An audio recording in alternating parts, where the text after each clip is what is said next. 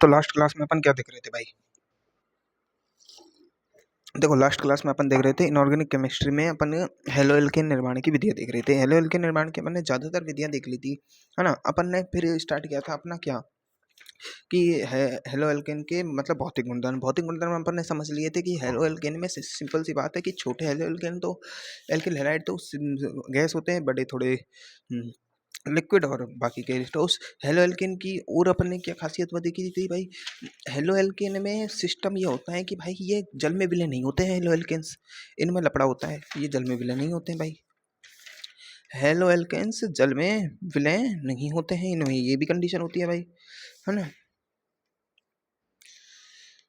Halo alkane जल में विलय नहीं होते हैं। अब हेलो एल्केन जल में विलय नहीं होते तो विलय किस में होते हैं ये भाई?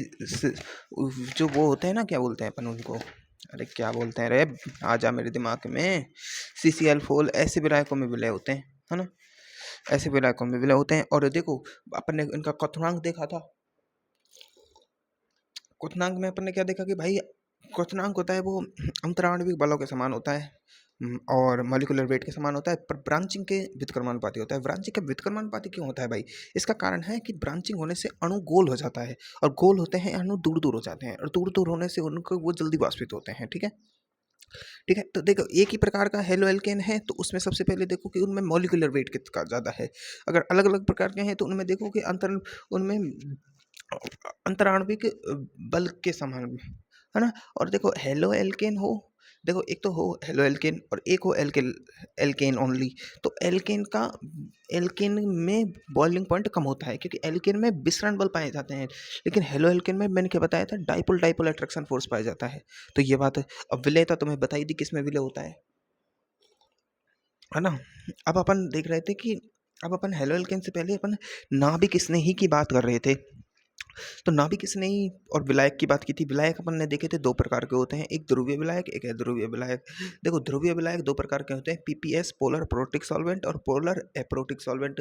जो पोलर प्रोटिक सॉल्वेंट होते हैं वो ऐसे होते हैं जो H बॉन्डिंग करते हैं, मतलब जल के अणु को, मतलब सीधी सी बात है, पोलर प्रोटिक सॉल्वेंट होते हैं जो जो जल जो भी मतलब उसमें जो विलय होगा उसके नेगेटिव पार्ट और पॉजिटिव पार्ट दोनों को घेर लेंगे, मतलब दोनों का वो विलायकन करेगा ये पोलर प्रोटिक। लेकिन पोलर एप्रोटिक सॉल्वेंट की खासियत होती है कि वो सिर्फ धनायन का वो करता है विलायकन, ऋणायन का नहीं करता है।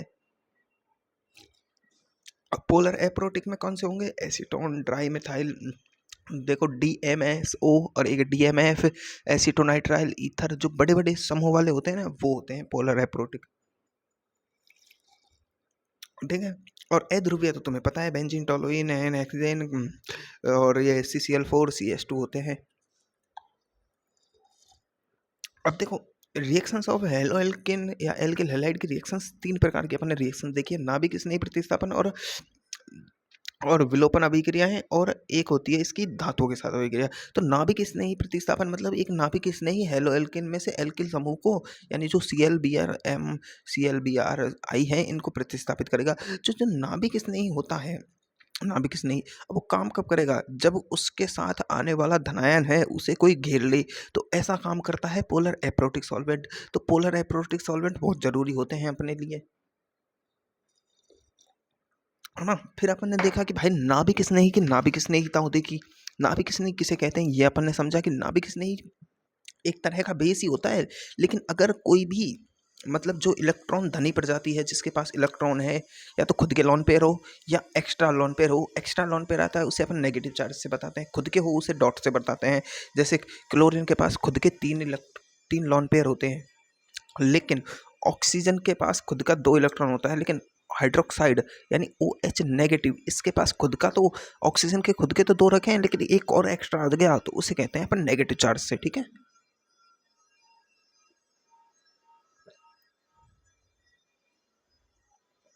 चलो इतना भी समझ लिया।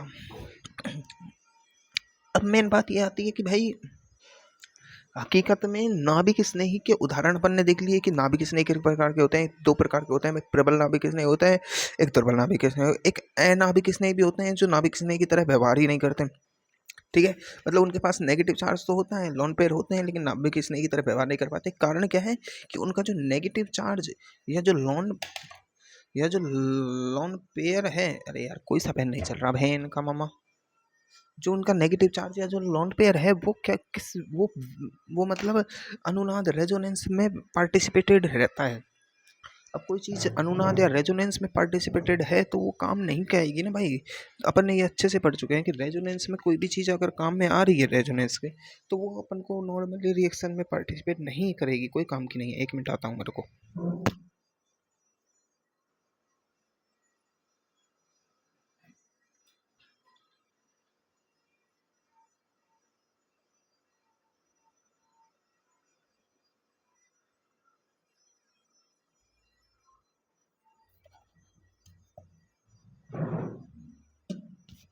तो वो रिएक्शन में पार्टिसिपेट नहीं करता है ना। तो नाभिक स्नेही भी होते हैं, कौन कौन से होते हैं देखो, SO4-3, SO4-3, HSO4। अब देखो इसकी संरचना देखो, S इसके पास 4 O हैं और 3 पे नेगेटिव चार्ज है, 3 नेगेटिव चार्ज है समझो। 4 O हैं और 3 नेगेटिव चार्ज है इस पर, SO4-3 पर समझो। तो 3 नेगेटिव चार्ज अपन को लगाने हैं SO4-3 पर। SO4-3 थोड़ी होता है यार, SO4-2 होता है यार, सॉरी सर ने गलत लिख रखा है, SO4-2 होता है ऑलवेज, ये मैंने गलत लिख रखा है यार। SO4-3 कभी नहीं होता, SO4-3 होता है ना। ये देखो इसमें एक H है तो एक HSO4-, अगर एक और H हटा दो तो ये हो गया ना HSO4-2। तो SO4-3 नहीं होता है, 2 ही होता है, मैंने गलत लिख रखा। तो देखो S, अब इसमें देखो S के साथ 4 O जगह है, 4 O लगा दो, 4 O। अब देखो 2 पे माइनस है, 2 पे माइनस है मतलब एक एक O पर माइनस चार्ज है, ठीक है। अब ये 2 O बॉन्ड बने हुए हैं, 2 O तो बॉन्ड बने हुए हैं और 2 पे नेगेटिव चार्ज है। अब देखो ये इधर आएगा, ये इधर जाएगा और ये इधर जाएगा, ये इधर जाएगा, तो रेजोनेंस हो गया ना, हो गया रेजोनेंस। तो रेजोनेंस में पार्टिसिपेटेड है तो काम नहीं करेगा भाई, ठीक है। अब देखो अपन लास्ट में देख रहे थे नाभिक स्नेही की नाभिक स्नेहिता। तो नाभिक स्नेहिता पर अपन अटक गए थे भाई लास्ट में, तो वहीं से अपन अब स्टार्ट करते हैं। तो देखो उभयदंत लिगेंड भी होते हैं, देखो CN एक बार, एक NC, ये साइनाइड है, ये आइसोसाइनाइड है, इसमें C दान कर रहा है, इसमें N बॉन्ड बना रहा है। एक होता है NO2, एक होता है ONO, ये नाइट्रो है, ये आइसोनाइट्रो है, ये नाइट्रोसो है, सॉरी, है ना, सॉरी, है ना। तो अब देखो, अब अपन देखेंगे नाभिक स्नेही की नाभिक स्नेहिता। अपन देखते हैं नाभिक स्नेहिता। अब नाभिक स्नेहिता में मतलब क्या होता है कि नाभिक स्नेहिता होती क्या है, पहले तो ये समझो। एक मतलब OH नेगेटिव है, ये अपने लोन पेयर दान दे, और जितना अच्छा जल्दी से ये अपने लोन पेयर देगा दूसरे एलिमेंट को।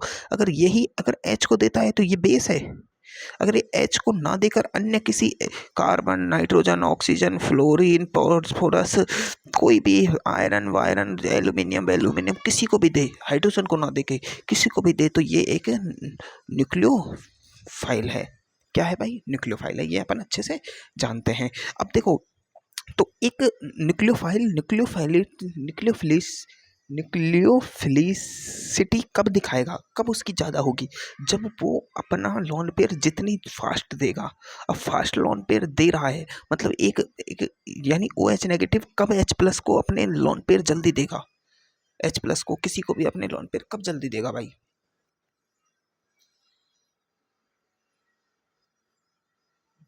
कब अपने लोन पेयर जल्दी देगा?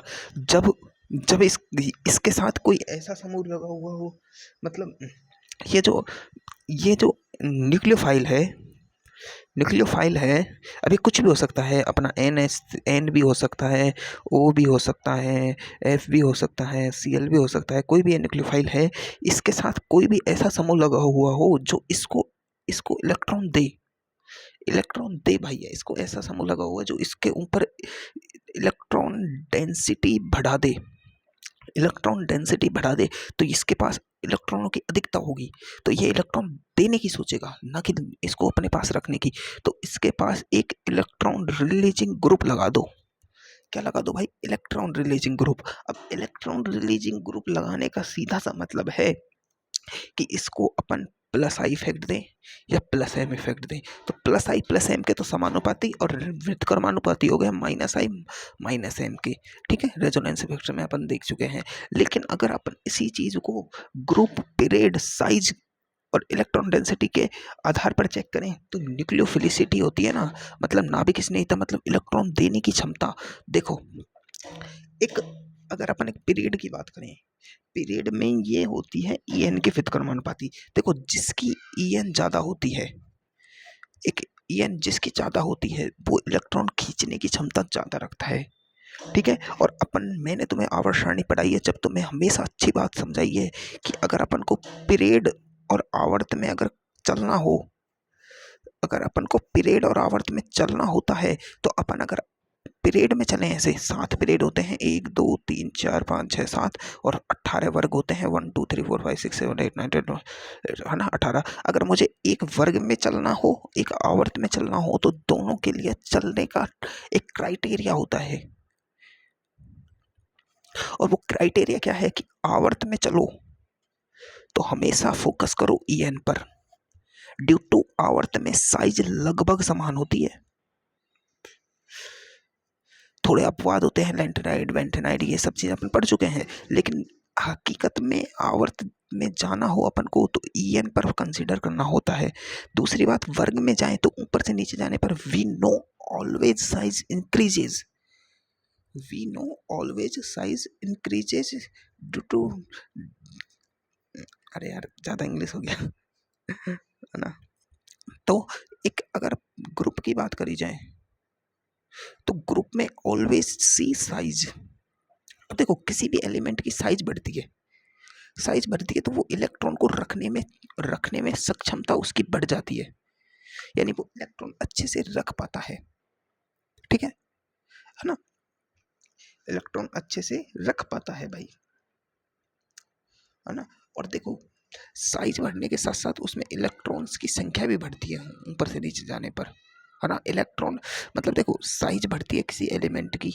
देखो, एक एलिमेंट तो इतना छोटा है, एक नाभिक, और एक नाभिक का इतना बड़ा है, तो एक बात बताओ, इसके पास का जो इलेक्ट्रॉन है वो नाभिक के बहुत पास, है ना, इसके पास का इलेक्ट्रॉन है वो नाभिक से बहुत दूर, तो ये अपने इलेक्ट्रॉन देने में संकोच नहीं करेगा, दे देगा भाई, ले ले यार, दूर पड़ा है, मेरे कोई फर्क नहीं पड़ रहा है। पर ये कहेगा भाई मेरे तो पास का ही है यार, मेरे तो पास का ही रिश्तेदार है, कैसे जाने दूं, नहीं जाने देगा। तो न्यूक्लियोफिलिसिटी अगर देखी जाए तो इसकी सीधा सिस्टम है भाई, न्यूक्लियोफिलिसिटी मतलब NucleoPhilicity, न्यूक्लियोफिलिसिटी समानुपाती होती है ईएन की।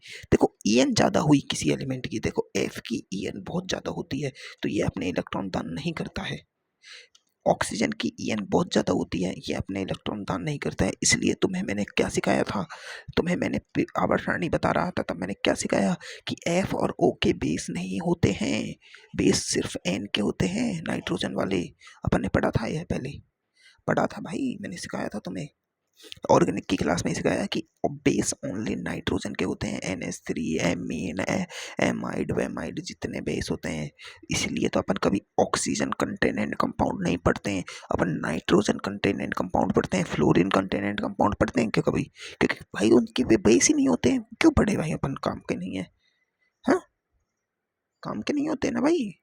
अपन देखो, एल्कोहल एल्कोहल को अपन थोड़ा अम्लीय मानते हैं, अरे मानते हैं, फिनोल को अपन एसिडिक मानते हैं, लेकिन नाइट्रोजन वाले कंपाउंडों को एसिडिक माना जाता है क्या? नहीं, वो इलेक्ट्रॉन दान करने की प्रवृत्ति रखते हैं। ऑक्सीजन के पास जो लोन पेयर होता है, वो ऑक्सीजन अपने लोन पेयर को आसानी से नहीं देता, ये सिर्फ अपने लोन पेयर देता है फ्लोरीन को।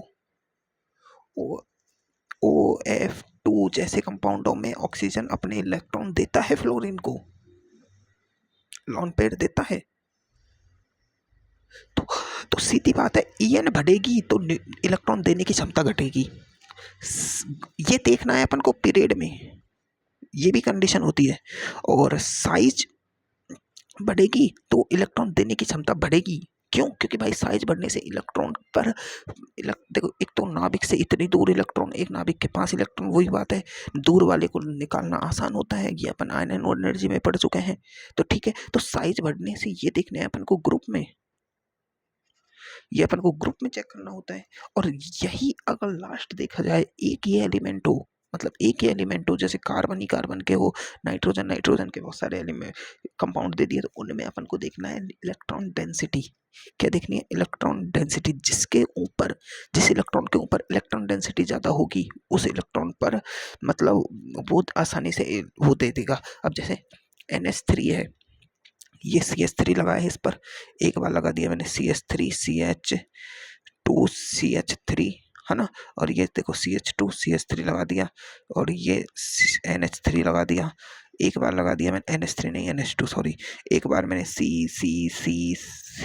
और NH2 लगा दिया। अब इसमें देखो, अब इनमें से ना तो EN लगेगी, ना ग्रुप वाला ये कॉन्सेप्ट लगेगा, इसमें ये लगेगा इलेक्ट्रॉन डेंसिटी।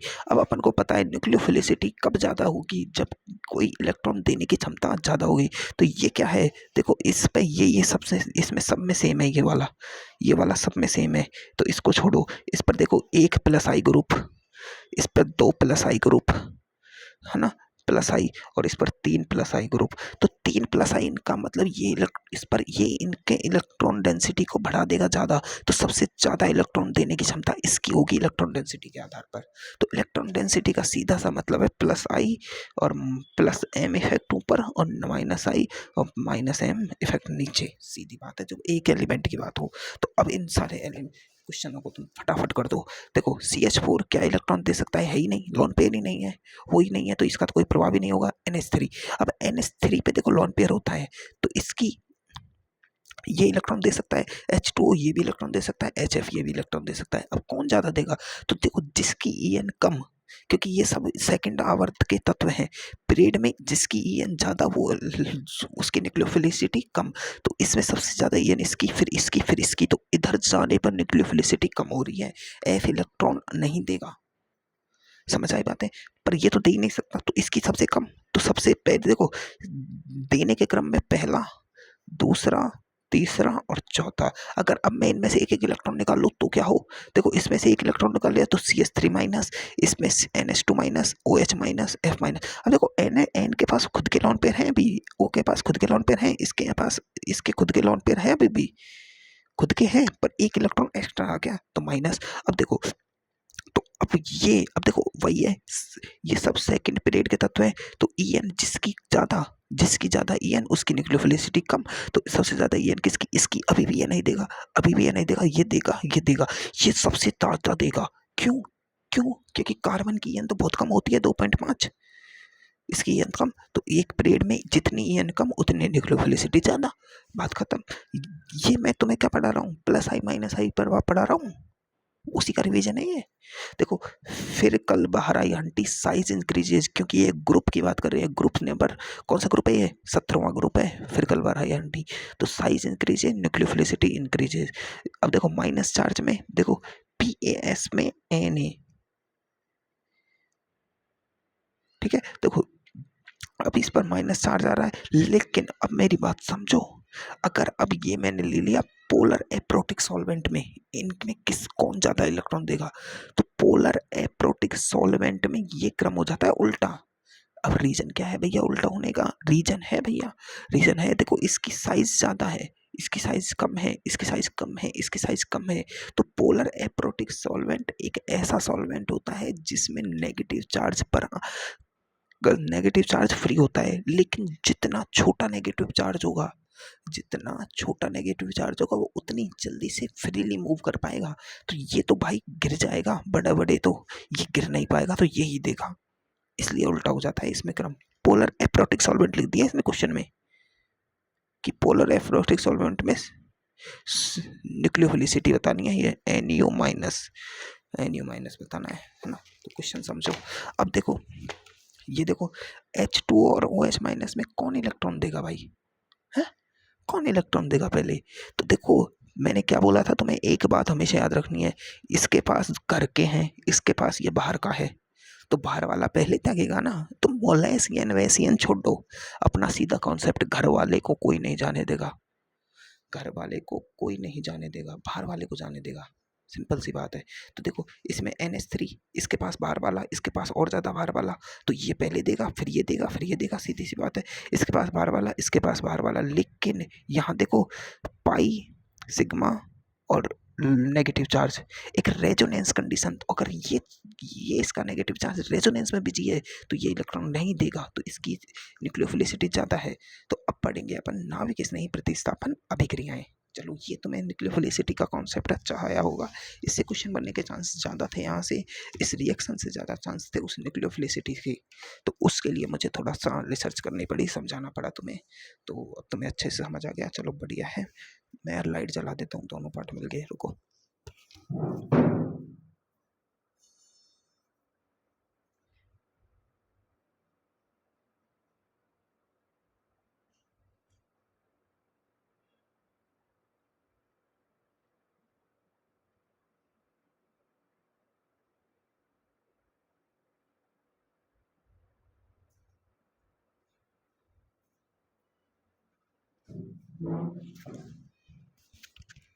तो देखो नाभिक स्नेही, अब देखेंगे अपन नाभिक स्नेही प्रतिस्थापन अभिक्रियाएं। तो देखो मैंने तुम्हें क्या बताया कि ये होती है अपनी एल्किल हैलाइड, इसके साथ कोई भी नाभिक स्नेही रिएक्शन करेगा उसके लिए अपन को सॉल्वेंट 99% लेना है, पोलर एपरेटिक सॉल्वेंट। रीजन क्या है पोलर एपरेटिक सॉल्वेंट लेने का? क्योंकि नेगेटिव चार्ज को वो फ्री कर देता है, पॉजिटिव चार्ज को घेर लेता है ना। तो इसके लिए अब ये होगा क्या कि ये इसका स्थान ले लेगा, ये एक प्रतिस्थापन अभिक्रिया है, तो ये हो जाएगा NU, और ये अपना X माइनस बाहर, इसका नाम क्या है? न्यूक्लियोफिलिक सब्स्टिट्यूशन रिएक्शन, सब्स्टिट्यूशन प्रतिस्थापन अभिक्रिया है। तो ये दो प्रकार से होती है, एक तो होती है SN2 रिएक्शन अपनी, है ना, और एक होती है अपनी भैया, एक होती है SN1 रिएक्शन। तो ये दोनों रिएक्शन अपन को पढ़नी है। देखो SN1 SN2 रिएक्शन इनकी आधार पर नहीं है, इनके नामकरण का मैं तुम्हें बताऊंगा तरीका क्यों है। देखो SN1 का मतलब क्या है, पहले तो SN2 और SN1 का मतलब समझ लो। तो इसमें मैं तुम्हें अभी इतना बता देता हूँ कि SN और 2 पढ़ रहे हैं अपन रिएक्शन, ठीक है। तो रिएक्शन, तो इसमें S का मतलब है सब्स्टिट्यूशन, N का मतलब है न्यूक्लियोफिलिक। तो इसको, इसका देखो शॉर्ट वो नाम क्या है, substitution nucleophilic by molecular reaction. देखो बाई मॉलिक्यूलर इसकी अणुकता बता रहा है, तो SN2 इसकी अणुकता बताएगा। क्या बताएगा? अणुकता। और अणुकता मैंने तुम्हें सिखाया है क्या होता है, मैं आगे भी बताऊंगा। चलो तो अब अपन SN2 रिएक्शन को थोड़ा समझ लेते हैं कि होती कैसे है। तो देखो तुम्हें मैं इतना सा बताऊंगा कि SN2 रिएक्शन की मैकेनिज्म क्या होती है और SN2 रिएक्शन क्या होती है। तो सबसे पहले एक बात मेरी समझ लो, SN2 रिएक्शन के लिए जो कार्बन चाहिए वो होना चाहिए sp3। क्या होना चाहिए भैया? sp3। अब देखो होता क्या है कि एक जो sp3 कार्बन होता है वो sp3 संकरण में होता है, चतुष्फल की संरचना बनती है, चतुष्फल की संरचना। और वो चतुष्फल की संरचना कुछ इस प्रकार होती है, 4 डंडे लगे हुए होते हैं, है ना। तो चारों के चारों मतलब अलग अलग तल में होते हैं। मतलब सिंपल सी बात है, देखो ऐसे ये 4 पेन हैं, देखो 2 तो एक तल में, तीसरा इस तल में, है ना, और चौथा इस तल में। ऐसे 4 अलग अलग तल में होते हैं ये, ठीक है, 4 अलग अलग तल में। तो ये चारों अलग अलग 4 डायमेंशनल रिएक्शन होती है ये, 4 डायमेंशनल। तो इसमें देखो इन ग्रुपों को कैसे दिखाया जाता है SN2 रिएक्शन में। तो देखो ये हो गया कार्बन, जो अपना मेन कार्बन है, इसमें एक ग्रुप लगा हुआ है अपना ये हेलोजन। इसमें एक ग्रुप, 2 तो एक तल में होते हैं, मैंने तुम्हें अभी क्या सिखाया, एक तो ये तल हो गया, एक ये तल हो गया, एक बाहर वाला तल और एक इसके अंदर वाला तल, अंदर अंदर वाला, एक अंदर वाला, एक बाहर वाला, एक ये रहा, एक ये रहा। 2 तो X Y और 2 अंदर बाहर वाले तल होते हैं। तो देखो ये तो हो गया ग्रुप 1, इससे जो लगा हुआ है। इससे एक ग्रुप लगा हुआ है dot dot dot dot dot dot dot dot के सहारे। अब मैंने तुम्हें इनके ग्रुपों को ऐसे क्यों दिखाया है, इसका रीजन होता है ये। देखो ये वेज, ये डैश पर है, ये वेज पर है। वेज का मतलब बाहर, डैश का मतलब अंदर। डैश का मतलब अंदर, वेज का मतलब बाहर। अब तुम कहोगे कि हम कैसे याद रखें कि वेज का मतलब अंदर कि डैश का मतलब बाहर। मेरी एक बात बताओ, जब भी अपन बस परछाई दिखाते हैं किसी चीज़ की, परछाई दिखाते हैं तो उसे डॉट डॉट में दिखाते हैं हमेशा, परछाई co dot dot dot dot, है ना, परछाई को डॉट डॉट में दिखाई जाती है। तो ऐसे ही जो डॉट डॉट लाइन से बनता है ना, वो अंदर वाला लाइन होती है। क्या होती है? अंदर वाली लाइन। इतना याद रखना है। जो ठोस लाइन होती है वो होती है बाहर वाली लाइन। अब एक कार्बन की ये स्ट्रक्चर है। अब मैंने तुम्हें इनको वेज डैश में क्यों दिखाया है, फिशर प्रक्षेपण में क्यों दिखाया है, इसका कारण ये है कि इसमें जो ग्रुप होते हैं उनका विन्यास परिवर्तित होता है, घूमता है। तो अपन को वेज डैश पर उनके घूमने वाले विन्यास को दिखाना होता है। तो ये न्यूक्लियोफिलिक आएगा ना, न्यूक्लियोफाइल। अब देखो ये घूमता क्यों है, ये कारण है क्योंकि देखो यहाँ पर लगा हुआ है हेलोजन। और हेलोजन की खासियत तुम अच्छे से जानते हो कि इसके पास होती है हाई एन। चाहे कोई सा भी एलिमेंट हो, लेकिन अपने पीरियड में ये अपने पास हाई एन रखता है। फ्लोरीन का, फ्लोरीन, क्लोरीन, ब्रोमीन, आयोडीन, ये सब आप कम, ये 4 से लेके 2.8 के बीच में एन रखते हैं, जो कि हाई एन मानी जाती है। ठीक है, तो एक हाई एन एलिमेंट अगर इधर लगा हुआ है तो क्या ये एक नेगेटिव चार्ज्ड पार्टिकल को इधर से अटैक करने देगा? कोई कंडीशन है ऐसी जो ये इधर से अटैक करने देगा इस कार्बन पर, ये जबकि ये रखा हुआ है यहाँ पर? बिल्कुल नहीं, ऐसी कोई कंडीशन नहीं होती है कि ये हेलोजन इस न्यूक्लियोफाइल को इधर से आने दे। ये सीधा सीधा अटैक नहीं करने देगा भाई, उसके पास पावर है, इसके पास ईएन की पावर है। समझो बात को, बात घुमाने वाली बात नहीं है, बात समझने वाली बातें हैं। तो ये आएगा इधर से, जब ये अटैक इधर से करेगा तो ये जुड़ेगा भी इधर। तो ये एक एक ग्रुप को खिसका देगा आगे, एक एक ग्रुप को आगे खिसका देगा, और जो संरचना बनेगी उसमें ग्रुप 1 तो हिलता नहीं है, लेकिन ये जो ग्रुप 3 है वो पहुंच जाता है यहाँ, और ग्रुप 2 अब आ जाता है वेज पर, ग्रुप 2 और डैश पर आ जाता है अपना ये न्यूक्लियोफाइल। ये इसका रिएक्शन का प्रारूप होता है, सिंपल सा। अब इसकी मैकेनिज्म समझो, मैकेनिज्म समझने की कोई जरूरत नहीं है, मैकेनिज्म मैंने तुम्हें यही बता दी, यही मैकेनिज्म बता दी, पर अब एक बार क्लियर कर देता हूँ मैं इस मैकेनिज्म को, एक बार क्लियर कर देता हूँ। तो इसकी मैकेनिज्म समझ लो अब तुम,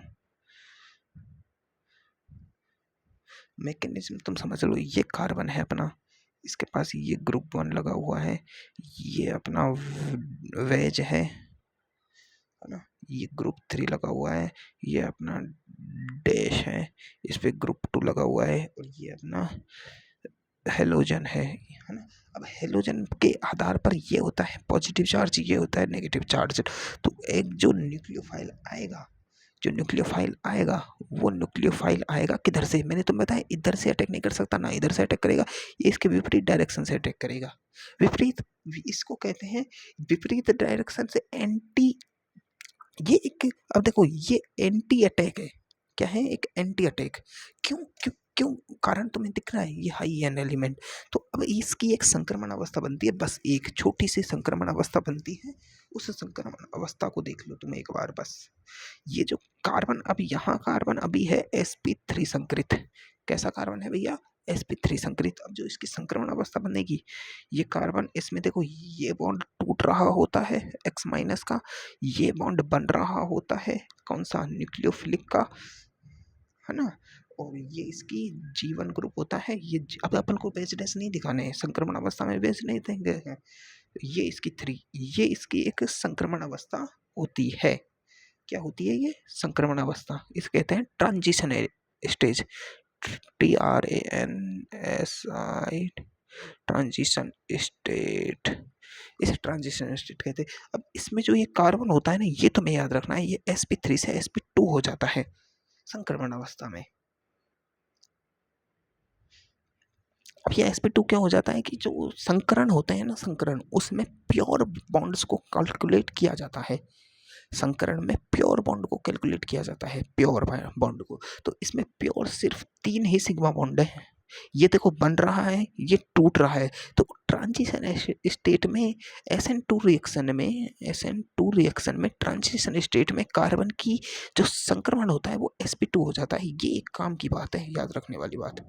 कारण क्या है sp2 होने का? क्योंकि संकरण के नियम के अनुसार संकरण में सिर्फ और सिर्फ जो प्योर बॉन्ड होते हैं, जो बने हुए बॉन्ड होते हैं, उनको कैलकुलेट किया जाता है। जैसे ही ये संक्रमण अवस्था आगे बढ़ती है तो ऐसे ही ये कार्बन में देखो ग्रुप 1 हो जाएगा, है ना, और ये बॉन्ड टूट जाएगा, X माइनस बाहर निकल जाएगा। अब ये न्यूक्लियोफाइल इसकी जगह ले लेगा ग्रुप 2 की, ये अपना न्यूक्लियोफाइल आ जाएगा और ये ग्रुप 2 इधर खिसक जाएगा और ये ग्रुप 3, ये बन जाएगा प्रोडक्ट। तो अब इसने क्या किया, विन्यास में परिवर्तन कर दिया। इसने किया क्या है भाई, मेन चीज विन्यास में परिवर्तन कर दिया। तो इसके इंपॉर्टेंट पॉइंट समझ लो अब तुम। इंपॉर्टेंट पॉइंट है, पहली बात तो एक सिंगल स्टेप रिएक्शन है, मतलब एक सरल अभिक्रिया है। देखो कोई भी रिएक्शन अगर सिंगल स्टेप में हो रही है तो वो एक सिंपल रिएक्शन है, चाहे उसमें कैसी भी ट्रांजिशन अवस्था बने, लेकिन वो एक सिंपल रिएक्शन कहलाएगी। अगर उसमें एक से अधिक पद हो गए तो वो क्या है, वो एक कॉम्प्लेक्स रिएक्शन है। अब देखो अभिक्रिया का वेग, और एक अपन देखते हैं अभिक्रिया की कोटि, और एक अपन देखते हैं अभिक्रिया की अणुकता। देखो अभिक्रिया का वेग अपन लिखते हैं तो वेग में लिखा जाता है कि जो अभिक्रिया में भाग लेने वाले पद होते हैं ना, अभिकारक, उनको लिखा जाता है। तो इस रिएक्शन में देखो, इस रिएक्शन का एक ही तो पद है, ठीक है। अगर इस रिएक्शन में अनेक पद होते तो अपन को RDS पद को क्या लेना होता, वेग निर्धारक पद। क्या लेना होता, वेग निर्धारक पद। ये अपन पहले भी हाइड्रोकार्बन में बहुत बार कर चुके हैं। RDS में अपन को वेग निर्धारक पद लेना होता। अब यहाँ एक ही पद है तो इसी को अपन क्या लेंगे, वेग निर्धारक पद। अब देखो इसमें अभिक्रिया में अभिकर्मक कौन कौन से, एक तो न्यूक्लियोफाइल है अपना, और एक है अपना ये जो एल्किल हैलाइड। क्या है, एल्किल हैलाइड, मतलब एक तो RX है और एक न्यूक्लियोफाइल है। अब देखो दोनों की संख्या कितनी है, ये भी एक आया है, ये भी एक आया है, तो दोनों एक एक, कितने आए भाई, एक एक। तो देखो दोनों एक एक आए हैं, ठीक है, और दो पद है, दो मतलब दो अभिकारक हैं, तो n कितने हुए, 1+1। तो अभिक्रिया तो हुई दो द्वितीय कोटि की इसके आधार पर, ठीक है। लेकिन अणुकता की बात करी जाए, अणुकता, तो इस अभिक्रिया की अणुकता क्या, अणुकता किसे कहते हैं, तो देखो अणुकता यानी आणविकता। ये देखो आणविकता, आणविकता यानी आणविकता और अणुकता एक ही होती है। आणविकता होती क्या है, अभिक्रिया में भाग लेने वाले अभिकारकों की टोटल संख्या होती है। अभिक्रिया की कोटि, कितने अभिकर्मक भाग ले रहे हैं उस पर निर्भर करती है कि दो तरह के अभिकर्मक भाग ले रहे हैं। अभिक्रिया की कोटि क्या होती है, कोटि समझो, अगर यहां पर एक न्यूक्लियोफाइल दो एल्किल हैलाइड से रिएक्शन करता और कोई प्रोडक्ट देता, तो इस अभिक्रिया की कोटि होती 3। कितनी होती भाई, 3। क्यों, क्योंकि RDS के अकॉर्डिंग जो वेग निर्धारक पद होता उसमें K में RX तो होती 2 और NU होता 1। अभिक्रिया की कोटि होती 2+1 इक्वल टू तृतीय कोटि की अभिक्रिया, ठीक है। अब वो सॉरी, अभिक्रिया की कोटि होती 2, अभिक्रिया की कोटि कितनी होती, 2, क्योंकि दो तरह के पद भाग ले रहे हैं। लेकिन अभिक्रिया की अणुकता क्या होती, अभिक्रिया की अणुकता होती है कि टोटल कितने अभिकर्मक भाग ले रहे हैं, तो 2 तो ये और 1 ये, तो 3 अभिकर्मक भाग ले रहे हैं, तो अभिक्रिया की अणुकता होती 3। ये बात तुम्हें अब समझ आनी चाहिए कि अभिक्रिया की अणुकता और अभिक्रिया की कोटि में डिफरेंस क्या है। हकीकत में डिफरेंस ये है कि अभिक्रिया की कोटि का मतलब है कि कितने कितने अभिकारक भाग ले रहे हैं, कितने तरह की तरह कितने तरह के अभिकारक भाग ले रहे हैं, वो उसकी अभिक्रिया की कोटि होती है। और कितने अभिक्रिया में भाग लेने वाले अभिकारकों की संख्या कितने हैं, और वो भी RDS पद में, वो अभिक्रिया की आणविकता होती है, ठीक है। चलो अब देखो नाभिक स्नेही की प्रकृति। अब देखो प्रबल नाभिक स्नेही SN2 रिएक्शन करवाते हैं। अब देखो यहाँ पर नाभिक स्नेही की प्रकृति क्यों मैटर कर रही है, देखो ये देखो यहाँ पर लगा हुआ है हेलोजन भैया, ये खुद एक इलेक्ट्रोनेगेटिव एलिमेंट है। तो एक हल्का फुल्का नाभिक स्नेही जो कम पावर का नाभिक स्नेही है, क्या इससे जुड़ के इसे अलग कर पाएगा, आसान नहीं, आसान नहीं ऐसा काम आसान है ही नहीं कि एक हल्का फुल्का नाभिक स्नेही इस हेलोजन को अलग कर दे, क्योंकि हेलोजन की भी तो इरियन बहुत ज्यादा है, वो भी तो बंधन नहीं तोड़ेगा ना, सिंपल सी बात है, कोई हाइड्रोजन फास्फोरस थोड़ी है जो लो भाई हटा दिया। अबे हेलोजन है, पावरफुल आदमी है भाई। सीधी बात है, एक पैसे वाले आदमी को दूसरा पैसे वाला आदमी मारेगा, कम पैसे वाला तो भाई बच नहीं सकता, उसके पास भी पावर चाहिए। तो नाभिक स्नेही इस रिएक्शन के लिए अपन को चाहिए स्ट्रॉन्ग, यानी प्रबल नाभिक स्नेही। तो प्रबल नाभिक स्नेही कौन होते हैं? जिनके पास नेगेटिव चार्ज होता है, जैसे NH2 negative, O negative, CH3 CO negative, SS negative, NH3। मैंने क्या बताया था कि अमोनिया N वाले तत्वों को हमेशा प्रबल नाभिक से, और बारिश आ गई, सॉरी सॉरी सॉरी।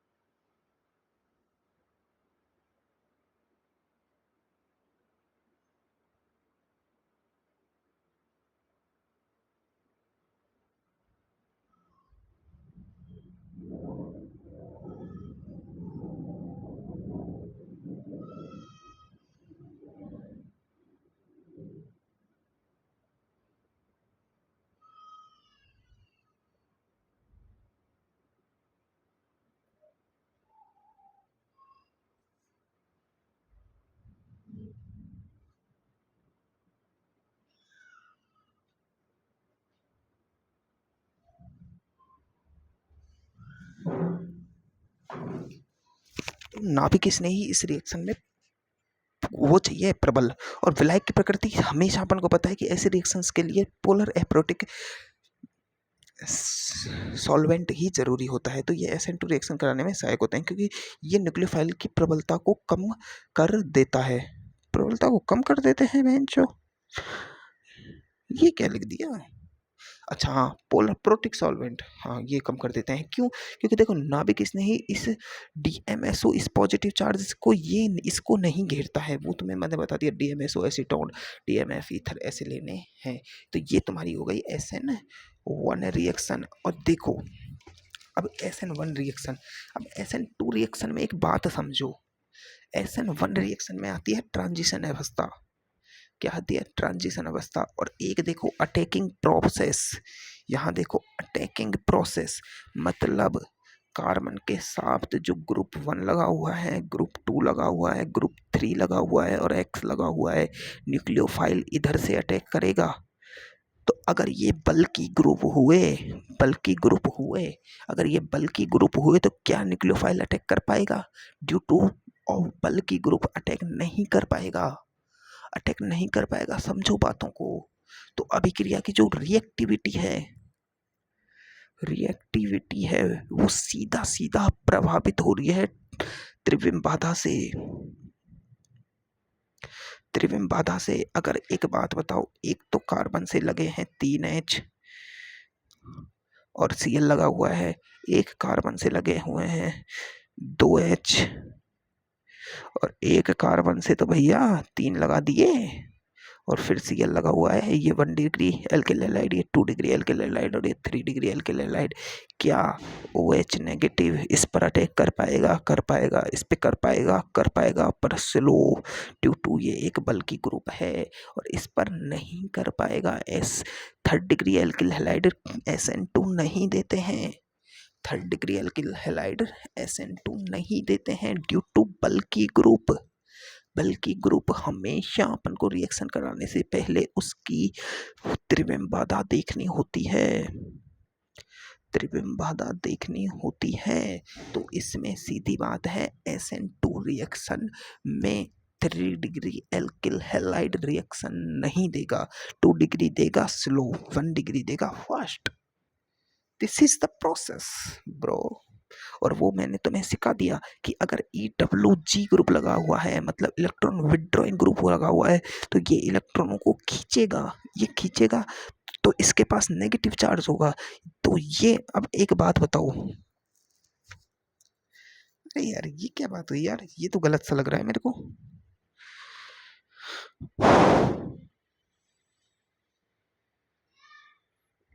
हम्म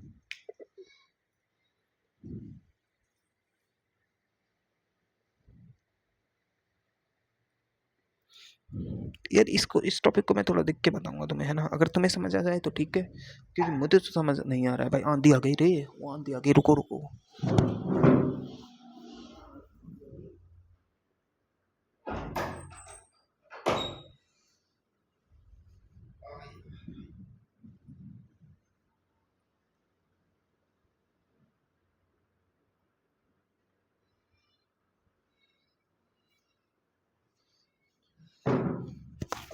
ये खुद ये तो लाइन तुम्हें समझ आ रही है। चूंकि नाभिक स्नेही पश्चाक्रमण करता है, इसलिए अभिक्रिया के दौरान क्रियाधार का विन्यास परिवर्तन हो जाता है। मैंने तुम्हें बताया था कि यह विन्यास का प्रतिपन्न हो जाता है, इसे कहते हैं विन्यास का प्रतिपन्न कहते हैं, यानी इन्वर्जन ऑफ कॉन्फ़िगरेशन। वाल्डन प्रतिपन्न भी कहते हैं, क्योंकि इस वाल्डन नाम के साइंटिस्ट ने इस प्रतिपन्न को खोजा था। क्या किया था? खोजा था, तो इसे वाल्डन प्रतिबल भी कहते हैं। तो ये रिएक्शन अब तुम्हारी हो चुकी है। अब इस रिएक्शन का सीधा फंडा क्या है भाई? इस रिएक्शन का सीधा फंडा है क्या भाई? इस रिएक्शन का सीधा फंडा क्या है? SN2 रिएक्शन का। बात काम की ये है कि SN2 जो रिएक्शन होती है, जो SN2 अपनी जो रिएक्शन है,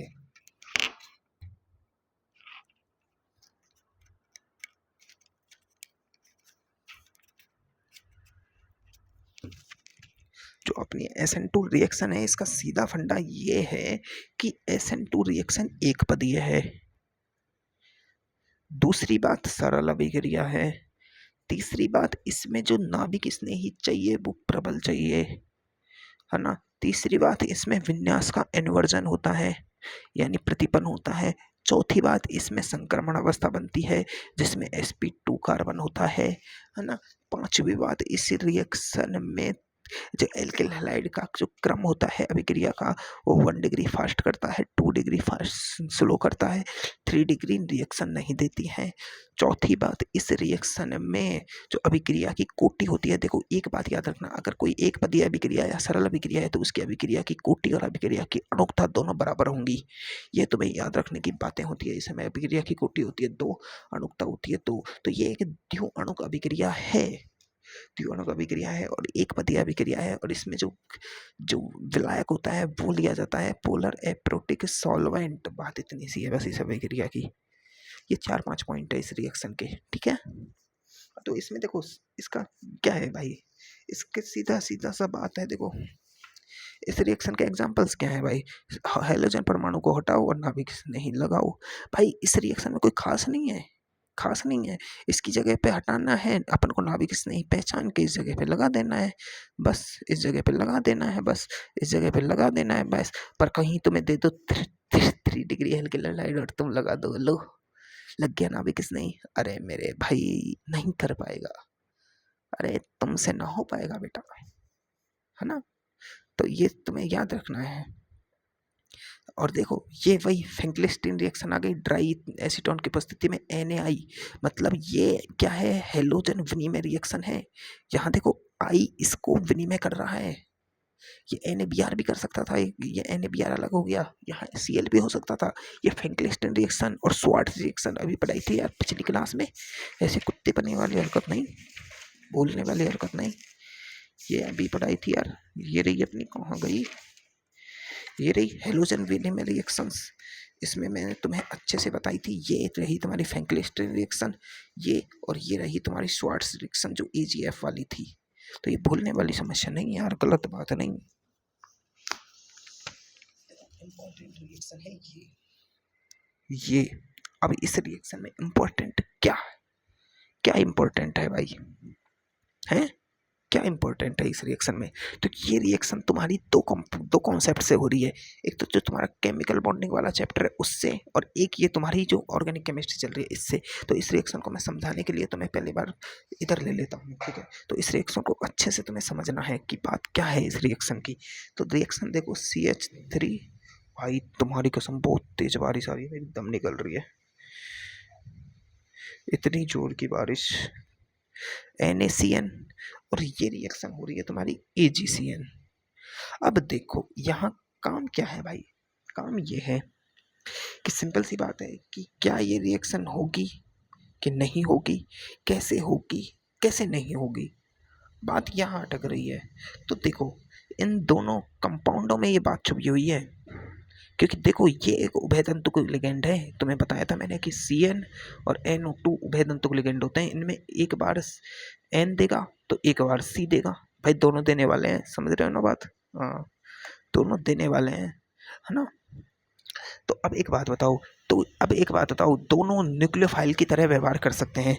तो देखो CN भी ये एक न्यूक्लियोफाइल है, एक NC ये एक न्यूक्लियोफाइल है, तो कौन सा जुड़ेगा कौन सा नहीं जुड़ेगा, अब ये निर्भर कर रहा है इनकी प्रकृति पर, इन दोनों की प्रकृति पर। अब ये क्या होती है, ये अपन पढ़ेंगे केमिकल बॉन्डिंग में कि NaCN होता है, ये होता है आयनिक प्रकृति का, आयनिक कैरेक्टर होते हैं इसके। और ये AgCN होता है, ये तुम्हें रट लेना है भाई इन दोनों की, ये तो बहुत अच्छे एग्जाम्पल है, बहुत बार काम आते हैं अपने। AgCN होता है, ये होता है सहसंयोजक प्रकृति का, है ना? यार कॉल आ गई, रुको।